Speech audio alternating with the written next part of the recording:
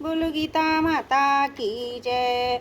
ओम श्री परमात्मने नमः। श्रीमद् भगवद गीता द्वितीय अध्याय 38वां श्लोक। सुख दुखे समीकृत्वा लाभालाभो जया जयो ततो युद्धाय युजस्व नैवं पापमवापस्यसि। जय पराजय लाभ हानि सुख दुख को समान समझकर उसके बाद युद्ध के लिए तैयार हो जा। इस प्रकार युद्ध करने से तू पाप को नहीं प्राप्त होगा।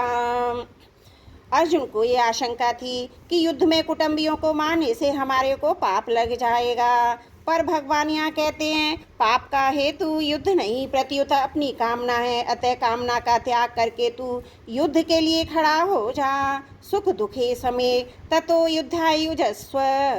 युद्ध में सबसे पहले जय और पराजय होती है। जब वह पराजय परिणाम होता है लाभ और हानि तथा लाभ हानि का परिणाम होता है सुख और दुख। जय पराजय में लाभ हानि में सुखी दुखी होना तेरा उद्देश्य नहीं है। तेरा उद्देश्य तो इन तीनों में समरह होकर अपने कर्तव्य का पालन करना है।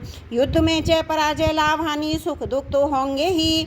अतः तू पहले से ये विचार कर ले कि मुझे तो केवल अपने कर्तव्य का पालन करना है। जय पराजय आदि से कुछ भी मतलब नहीं रखना। फिर युद्ध करने से पाप नहीं लगेगा, अर्थात संसार का बंधन नहीं होगा। सकाम निष्काम दोनों ही भावों से अपने कर्तव्य कर्म का पालन करना आवश्यक है। जिसका सकाम भाव है उसको तो कर्तव्य कर्म के करने में आलस्य प्रमाद बिल्कुल नहीं करने चाहिए। प्रत्युत तत्परता से अपने कर्तव्य का पालन करना चाहिए।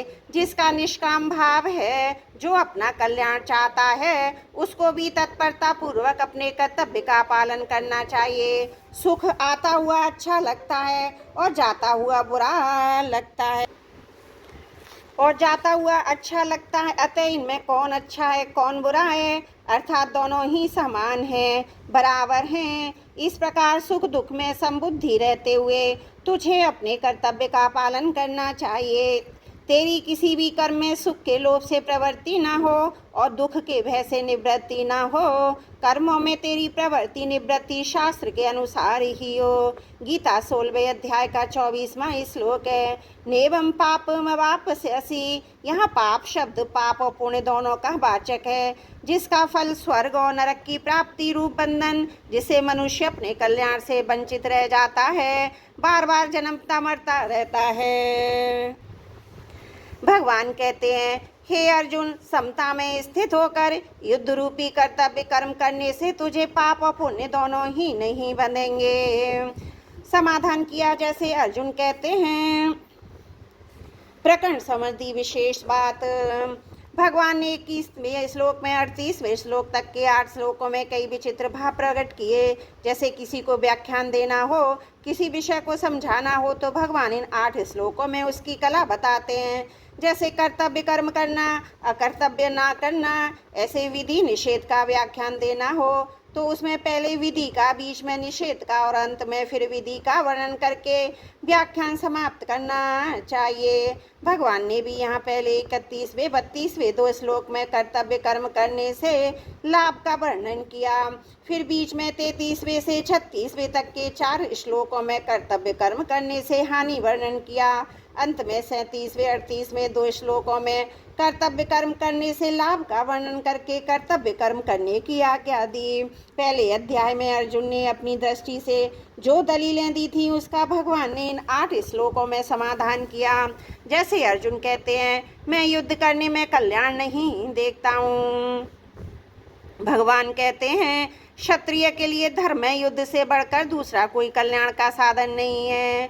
अर्जुन कहते हैं युद्ध करके हम सुखी कैसे होंगे, तो भगवान कहते हैं जिन क्षत्रियों को ऐसा युद्ध मिल जाता है वे ही क्षत्रिय सुखी हैं। अर्जुन कहते हैं युद्ध के परिणाम में नरक की प्राप्ति होगी, तो भगवान कहते हैं युद्ध करने से स्वर्ग की प्राप्ति होगी। युद्ध करने से तो पाप लगेगा, ऐसा अर्जुन कहते हैं, तो भगवान कहते हैं युद्ध ना करने से पाप लगेगा। अर्जुन कहते हैं युद्ध करने से परिणाम में धर्म का नाश होगा, तो भगवान कहते हैं युद्ध ना करने से धर्म का नाश होगा। अर्जुन का ये आग्रह था युद्ध रूपी घोर कर्म को छोड़कर भिक्षा से निर्वाह करना मेरे लिए श्रेयस्कर है। तो उनको भगवान ने युद्ध करने की आज्ञा दी। उद्धव जी के मन में भगवान के साथ रहने की इच्छा थी, तो उनको भगवान ने उत्तराखंड में जाकर तप करने की आज्ञा दी। इसका तात्पर्य हुआ, अपने मन का आग्रह छोड़े बिना कल्याण नहीं होता। वह आग्रह चाहे किसी रीति का हो, पर उद्धार नहीं होने देता। भगवान ने इस अध्याय के दूसरे तीसरे श्लोक में जो बातें संक्षेप में कही थी, उन्होंने यहाँ विस्तार से कहा है। यहाँ युद्ध के लिए आज्ञा दी है, वही आज्ञा यहाँ देते हैं।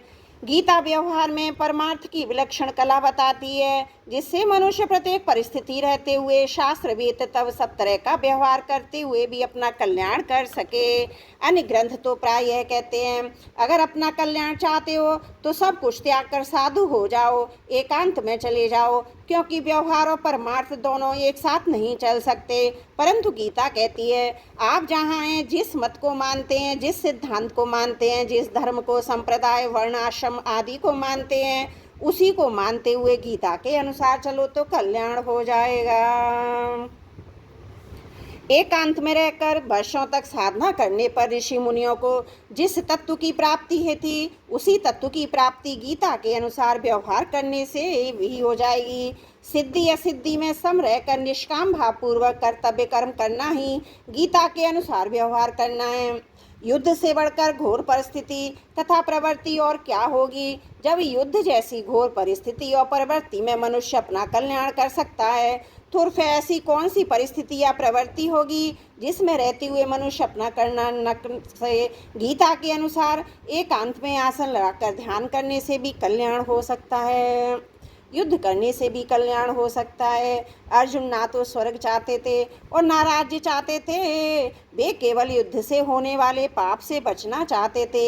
इसलिए भगवान मानो यह कहते हैं, अगर तू स्वर्ग और राज्य नहीं चाहता है पर पाप से बचना चाहता है, तो युद्ध रूप कर्तव्य को संपूर्वता पूर्वक कर, फिर तुझे पाप नहीं लगेगा।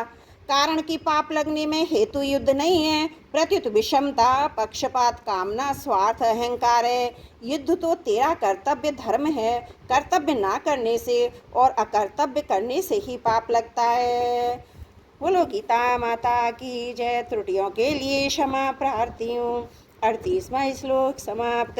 वसुदेव सुतं देवं कंस चारुणमर्दनं देवकी परमानंदं कृष्णं वंदे जगद्गुरुम्।